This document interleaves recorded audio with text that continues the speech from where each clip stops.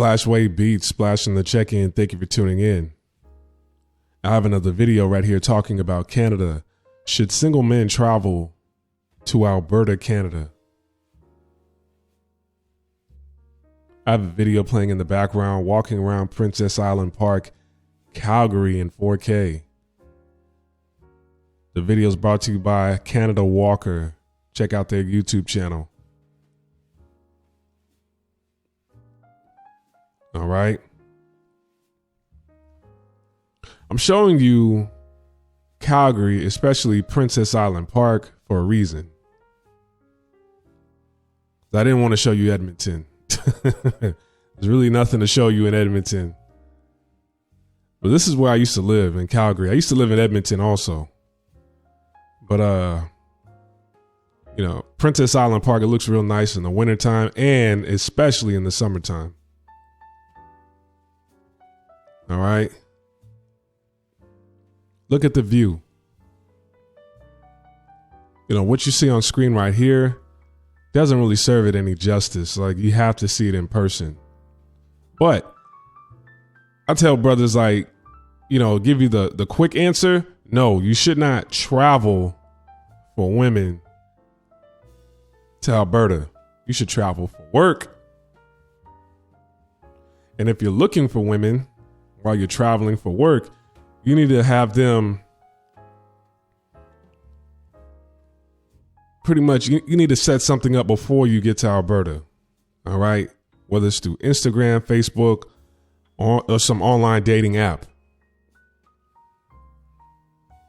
All right. But you should not travel for women in Alberta. You should travel for work. All right. And one of the reasons why you should not travel for women in Alberta is because the male to female ratio. All right. Now, do I have all the facts, data, and statistics in hand in front of me? No. I should. But here's why I'm telling you this is because men from all over Canada travel to Alberta for work. All right. Some end up staying, some don't.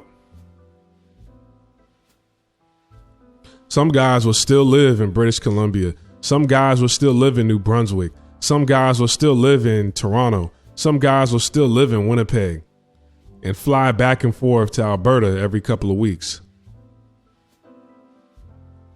Just for work.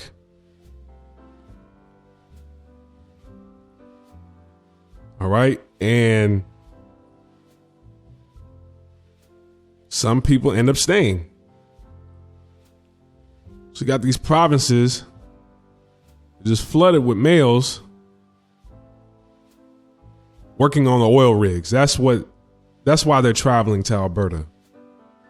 Working on the oil rigs. Now, the oil rig industry isn't what it used to be 10 years ago.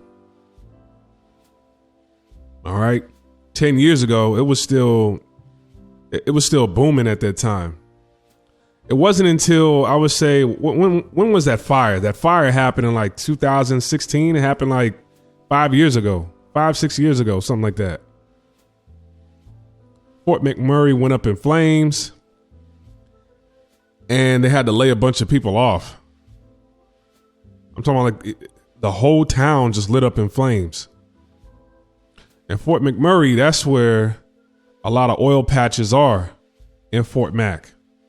Now, is that where the main headquarters for operations is located? No. So a lot of people, they think, okay, if I drive to Fort Mac, I'm going to find a job. No. I'm not saying 100%. It's 100% no. I'm sure you can connect with somebody, but for the most part, you're supposed to go to Grand Prairie first. Look that up, Grand Prairie, Alberta. That's where like the headquarters operations is at. Then Nisku, Nisku. I think I'm spelling it correctly. Nisku, Alberta. That's south of Edmonton.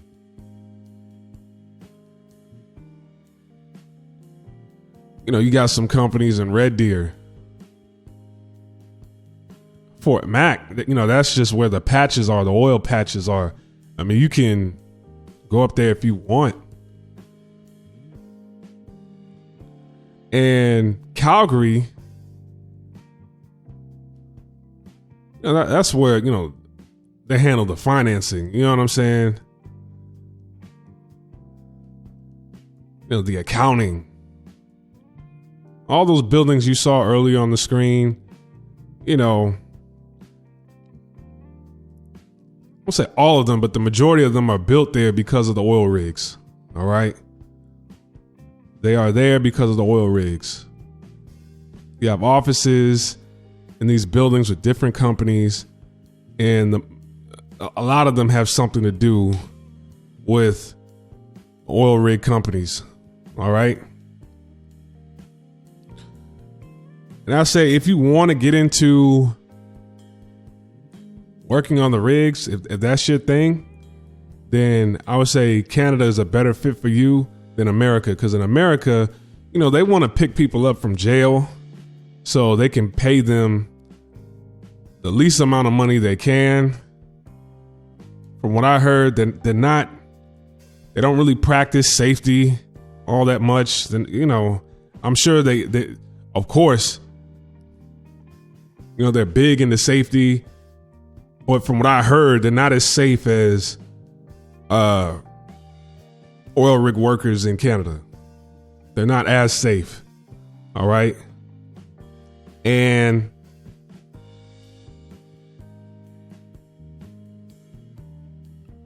some of them, they want to get people from jail first so they can pay them the least amount of money as possible. And sometimes if you're not kin, you're not in. So there's like a waiting list. A year waiting list, a year and a half waiting list. Kind of got to know people to get them on the rigs in America. Whereas at Canada, you just show up to the office. You're like, oh, okay, you want to work? Oh, okay, here you go. First, you got to get your tickets. I'm going to send you to some classes. You get your tickets, and then we'll put you on a rig in like a week or two. That's how it is in Edmonton. Not Edmonton. That's how it is in Alberta. Well, that's how it was. It might be a little bit different now. Might be a tad bit different. A friend of mine told me that they're slowly, it's slowly reviving. But as far as for, somebody, two videos prior to this one, they told me, man, Vancouver is so expensive, yada, yada. Man, it ain't expensive if you know where to go. They're doing a lot of drilling in British Columbia. One of my ex-girls, her cousin's boyfriend, he was a driller. What do they call him? A drill master? Not a driller, but a drill master, a master blaster, something. Basically, they have so much preoccupied land in these provinces. The majority of the land in most of these provinces, I mean, they've been untouched. And, they need to flatten the land in order to start drilling. I mean, there's so much land in British Columbia. So what he would do, his company, they would like drill into the mountains, drill into hills, and plant it, dynamite within these mountains and hills, and blow up the mountains, blow up the hills, blow through the rubbish, and they would flatten the land so that you have service rig companies that come over and they start drilling. He was making a bunch of money, and he was like, yeah, for the most part, I just sit there the majority of the time. I think he was making like $35 an hour or something like that.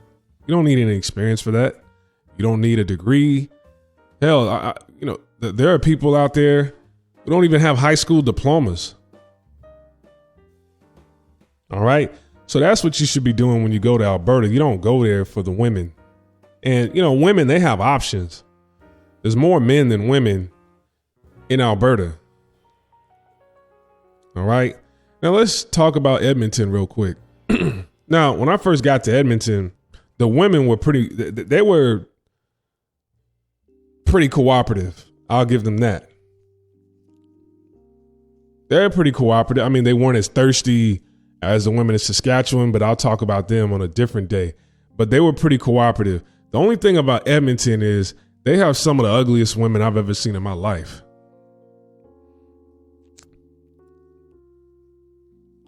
So I'm not going to lie. Some of the women I was messing around with, they were like 4s and 5s.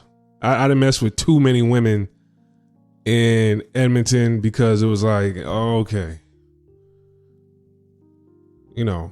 Some of these women is like, I wouldn't normally mess with. It's just like if I had a slow week or a slow month, yes, but no. I mean, there were a lot of strong faces, strong, husky, only you can prevent forest fires, Smokey the Bear looking faces in Edmonton. And you have a lot of bar stars. They call them bar stars in Edmonton because women that are 7s, 8s, 9s, there are a few in between in Edmonton. Not to say that there aren't cute women there, but there are a lot of ugly women in Edmonton. Some of them, you'll see them walking up the street and you're like, damn, you'll see body. Okay, I need to see who that is. And you turn around in your car, you damn near wreck your car for, a bust down looking chick, a Wolverine chick, a honey badger looking chick, a honey badger in the face looking chick. You're like, damn, I thought she was bad. You drive up ahead and you're like, oh, damn. So you would see a lot of that in Edmonton.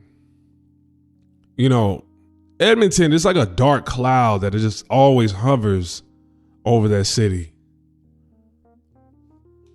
It's just always like a dark cloud. You see, the sun is shining right now in this video because it's probably a Chinook. That's why he came out with his phone. You see people pushing their baby because it's really cold in this video.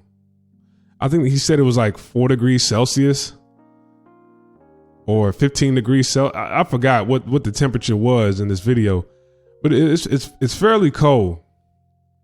But it's probably a Chinook. So during the wintertime in Calgary has it to where they like it'll be cold, snowing. And then they have these warm, this warm front that it'll, this warm air that'll blow over Calgary for about a couple days to a week. And then after that, it just snows some more. It'll just be cold. Then you have another Chinook. And then people will come out just like this, Chinook, right? So Edmonton, they don't get Chinooks like that. I don't believe. I don't think they get Chinooks like that. It's just Calgary. All right. Got a sister right there. She was looking pretty good. I've walked this bridge before. I would call it the Chinese finger trap bridge. But Edmonton, the women didn't look good, but they had decent clubs. The nightlife was pretty good at one point in time. There were a bunch of clubs to go to, and there were sports bars you could go to. So you go to the South Side on White Avenue, you had Overtime. There was another club on White Avenue. Then you had clubs in the mall. You had clubs on the North Side, Chrome. There were different clubs to go to, and those were just the nightclubs. Now the sports bars, they would jump in too. There were different spots to go to every single night of the week in Edmonton. Diesel was another club, but now all those clubs are shut down. Why? Because I'm not even going to say it. We're just going to say N-words, they ruin all the fun. Just shootings. People getting shot. Diesel shut down because somebody got killed in the front. So they shut that down. There was a shooting at Chrome. I don't know if overtime is still there.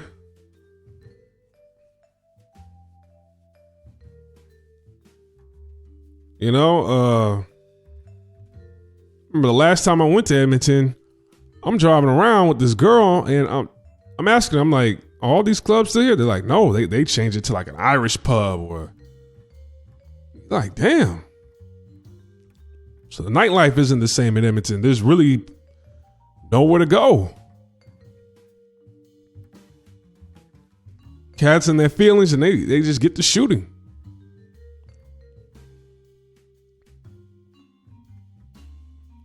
But there's more of like a there's more black people, more of like a black community in Edmonton. There were a couple people I was cool with in Edmonton that were black. There was a couple people in Edmonton that I was cool with that were black, and everybody pretty much was on their grind in Edmonton. They were on their grind in Edmonton. I mean, you meet like-minded cats in Edmonton. Some of them, they ain't even from Edmonton. Some of them are. Some of them from Toronto, out east, out west. They just came to Edmonton to make money. Calgary, on the other hand. But see, all right, let me get back to Edmonton. The thing about Edmonton is Edmonton, like the South Side, they have some upscale houses, that decent neighborhoods on the South Side. But, and I think on the east side of Sherwood Park, they have some nice condos over there. I used to mess with a chick in Sherwood Park. Nice condos, but it's just, Edmonton's kind of dirty. It's kind of hard to explain it. It's dirty. The weather's always terrible. There's always a dark cloud that hovers over Edmonton.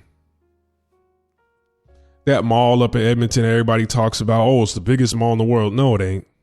No, it's not.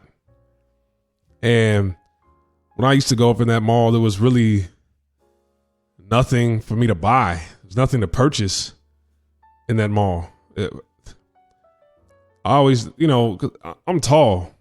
You know what I'm saying? 6'3". And that mall is like, they didn't really have too many items that were in my size. And I'm like, okay, it's kind of strange. I felt like I was in China again. And, but I mean, it's okay. They have like a water park. Actually, like a big water theme park, swimming pool. They have another, roller coaster theme park inside the mall. What else? They have a bunch of restaurants, food court. It's all right. But I didn't really hang out in that mall too much. It was just like, really nothing for me to buy in there. You can get something to eat, but on the weekends, it's always packed. Like, it's hard to find parking at West Edmonton Mall on the weekends because people from all over the province just go there on the weekends. They flood that mall on the weekends. All right. Calgary, on the other hand,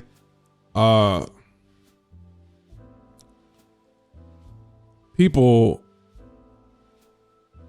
I'm going to say that live in a tax bracket. It's just Edmonton. Think of Edmonton as blue collar. Calgary as white collar, more upscale, upper class. People have, a little bit more class in Calgary. There are cuter women in Calgary, more conservative. All right. Nice, clean. When people talk about the quote unquote hood in Calgary, these hoods are safer than the suburbs I grew up in. You know what I'm saying? Usually talking about Forest Lawn is Shaganappy Village. Forest Lawn is on the east side. Shaganappy Village is just an apartment complex. on the west side. All right. Now, contrary to popular belief, most people tell you that it's more dangerous in Forest Lawn. And no, no, it's not. Shaganappy Village is worse than Forest Lawn. I used to live in Forest Lawn for a little while. It's not as bad as Shaganappy Village. Trust me. All right. But as far as like the black community, they're mainly on the east side, Forest Lawn, but I didn't really connect well with people in Calgary as much as I did in Edmonton. The nightlife in Calgary, if you stay downtown, it's a little bit more upscale.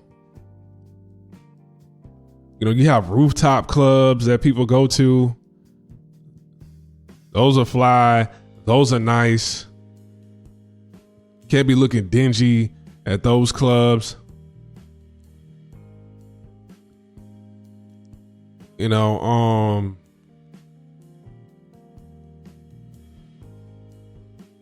would say I pool more in Edmonton than Calgary. Got a lot of pump fakers in Calgary. I didn't really run into too many pump fakers in Edmonton. The thing is the women that I messed with in Calgary, they look much better than the women in Edmonton. Like I said, Edmonton, you run into a lot of 4s and 5s. Don't get me wrong. I ran into some 8s and 9s in Edmonton. But see, the thing is in Edmonton, the 8s and 9s are a lot of them, if they look real good in Edmonton, they're in the sex industry somehow, some sort of way. They're doing they're either strippers, they work at the gentleman's club, or they do some sort of erotic massages. Or the prostitutes. You'll see just regular women. You're like, okay, the regular women, they don't dress as well as women in America. Right. But the Edmonton bar stars or the Edmonton women that are 8s and 9s that, they color coordinated with their attire, their wardrobe. They got on pink pumps with pink shirt, white leather pants, or black leather, something, you know what I'm saying? Something fly. They're color coordinated. They're matching. They're looking too cute. A lot of times they're in the sex industry somehow, some way. They're in the sex industry. You have some of your exceptions, this is a mess with this chick. She used to roll with this clique that was real known in Edmonton, but she was a personal trainer at a women's gym. All right. So, Calgary, if you see a woman that looks pretty good, you don't know what she does. You just can't automatically say they're in the sex industry. You never know what they do. All right.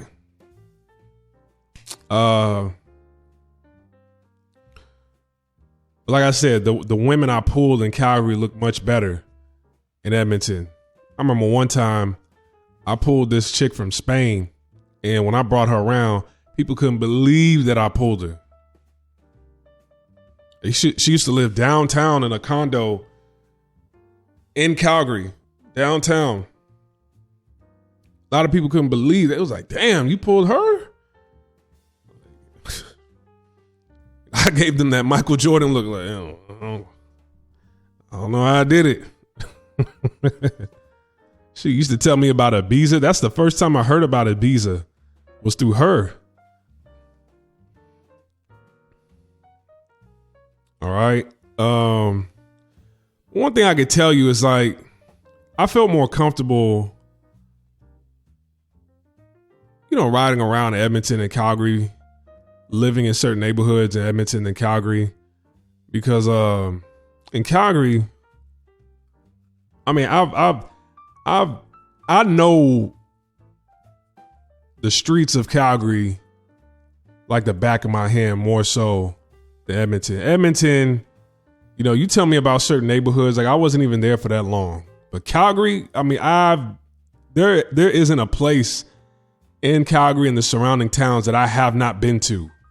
There's not a neighborhood that I have not been to. There's not a building that you see on this screen right here that I have not been into. All right. I noticed that I did not see too many black people living in some of these neighborhoods. North side, west side, south side, southwest side. I rarely did I see a black person walking out of these homes, living in these neighborhoods. You go to some of these schools. I've been in a lot of schools around Calgary. You look on the wall, you look at the students, you look at the teachers. It's like, damn, I don't see any black teachers. I don't see any black principals. I don't see any black counselors. I just didn't see it.